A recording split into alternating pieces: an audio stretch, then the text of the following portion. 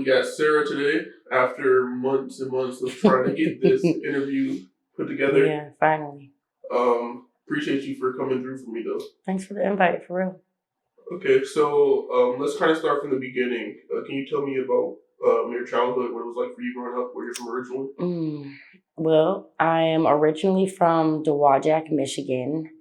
Um, was born, my parents were real poor. My dad was like a Vietnam vet. My mom, they were together when I was born, but my dad was real abusive to her. So I've been told, like, I don't really remember, obviously. So um, let my mom tell it. When I was 2, she packed up in the middle of the night, took me, nothing but a brown paper sack full of my clothes, and we took off walking, and she took me to one of her friends' house.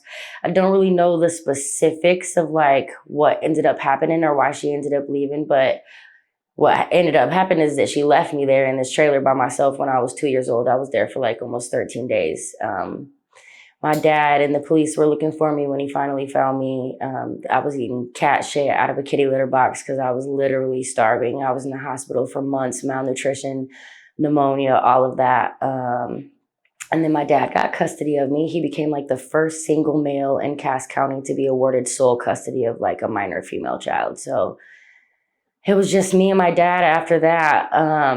But we were poor. I remember probably the year that I was 7, for like the cold months out of that year, we lived in his friend's garage. So like I can still like close my eyes and remember like all the tools hanging up and like the smell of oil. We just slept like on a mattress on the floor in the garage. And then when it started to get warm, my dad had a tent and we slept out in a tent in the woods for like 6 months. That's where we slept at. So I have this really weird obsession with like New York City, and that like my daughter's name is Brooklyn and I've always wanted to go there. It's like number 1 on my bucket list, but that's because I used to spend a lot of time in that tent in the woods in Michigan by myself. And one time my dad came back and he had this rolled up poster and it was like the New York skyline and he like taped it up in the tent. And I would sit in that tent in the middle of the woods for hours and just stare at that poster like that's where I want to be. Like I need to walk down those streets, be in that city. Like I just don't want to be in the woods anymore. So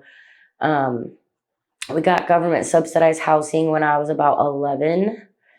So then we finally moved like out of the country, out of the woods and stuff, and like to the hood basically. And my dad, he worked a lot to take care of me, so he wasn't ever really home a lot. So I just started running the streets.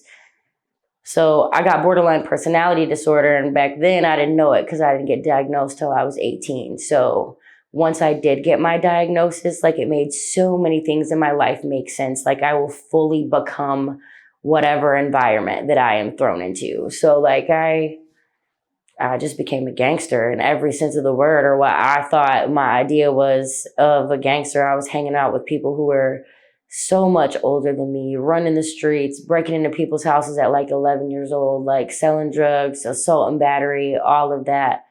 And then when I was 13, almost 14, one of my very best friends called my babysitter, the person whose house I would go to after school because my dad was at home. He was like, hey, yo, come over, blase whoop. So I ended up walking down to his apartment because we lived in the same apartment complex, but like different courts or whatever. So I walked to his apartment, and long story short, there was 5 dudes in there who had made him call me at gunpoint. I walked into the apartment. They attacked me. They tied me up. They raped me.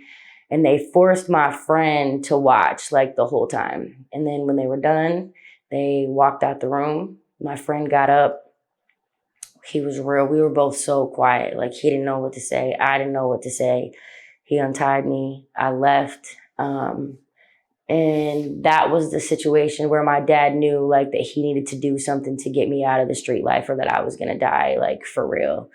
So he made the decision to try to get a hold of my mom, who was living like in Texas at the time. I hadn't seen her in years. And my dad was like, you need to come get Sarah because she's really into some serious stuff up here. So my mom came and got me when I was 14. and I moved down to the smallest town in Texas, Corsicana. I mean, it's about this big. It's so tiny. And my dad was just trying to do what was best for me, but he ended up sending me into an even worse situation, like my stepdad was. Incredibly racist. They didn't call me by my name in that house. They just called me N-word lover. I hung a poster of Mystical up on my wall. And when I came home from school one day, my stepdad had taken my bed out of my room. And he was like, if you want to hang out with the N-words, you could sleep on the floor like an N-word. I didn't have a bed. I didn't have nothing. And the last straw, well, actually, came back up here for one summer to visit my dad. And when I came up here, I actually found out that my friend who was forced to watch when all of those guys attacked me, he had actually killed himself. He had shot himself in the head. So, from that incident? Yeah. The incident? I mean, that's what I would assume. I mean, it was a lot. He was a little older than me. He was about 17 at the time. I was 13. So, everyone said that they didn't really know why, but I was a part of, he probably didn't tell a whole lot of people what happened between me and him. So if I had to guess, like, I would assume that would be one of the main reasons that he took his life. He always told me, like, that he felt so responsible. And even though I told him I didn't hold any grudges or anything against him, like, I didn't blame him at all. I feel like he definitely blamed himself. So, and then I went back down to Texas. And one day my little sister lived with me. She was 5 at the time. So we were eating, and my mom had put like whole cloves of garlic in like the spaghetti. And my little sister, who was 5 at the time, had like a whole clove of garlic on her plate. I love garlic. So I took my hand and grabbed a piece of garlic with the fork and went to eat it because she wasn't going to eat it. And my stepdad stabbed my hand to the table with a kitchen knife. And he just got up and walked away. And my little sister started crying. And my mom got up and picked my sister up and was like, now don't go telling people he stabbed you. And they walked away. Nobody even helped me. I had to pull the knife out of my hand myself. Went to school the next day. My first class of the day was computer class. I was in 7th grade at the time. So while I was in computer class, I emailed my older brother. So I have an older brother and an older sister. Then they lived here in South Bend, and we had the same dad, different mom. So I grew up with my dad and they lived with their mom. So they were around, but not around a lot. I had emailed my brother and I told him what happened, and I went about my day. And about 5th period, I got called down to the office. And when I walked in, the principal, my school guidance counselor, the nurse was there. The nurse instantly started looking at my hand, bandaging me up and stuff like that. And the principal handed me the phone and he was like, it's for you. And I was like, hello. And it was my brother up here in South Bend. And he was like, I got your email. I want you to say goodbye to all of your friends. You're going to go home tonight. You're going to pack a bag. This was on a Friday. And he said, I bought you a Greyhound ticket. You're getting on a bus on Sunday and you're going to come up here and you're going to live with me. And I was like, for good, forever? And he was like, forever. And I'm getting emotional because like my brother sold his car. My big brother sold his car to pay for my bus ticket to get me from Texas up here to South Bend because like he knew I was going to die. Like I was probably in a more violent situation down there than the situation that my dad was trying to get me out of. So I was worried about how my mom was going to feel, but she didn't care. She literally told him, like, you can have her. We don't want the N-word lover anyways.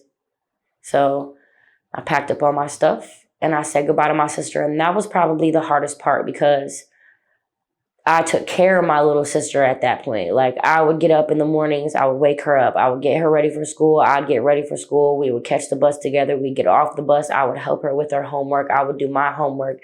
And like all of the attention and all of the animosity in the house, as long as it was aimed at me, it wasn't aimed at my 5-year-old sister. So like I could take it. And I knew that she probably didn't have any sort of a chance at a normal life, but my stepdad, that was her real dad. So he wasn't anywhere near like her or with her like he was with me because I wasn't his. So he just hated me and everything that I was about. So I didn't want to leave, but I knew if I didn't, I would probably die. So I kissed my mom goodbye and I kissed my little sister goodbye and I got on a bus and it took me like 3 days to get up here from Texas.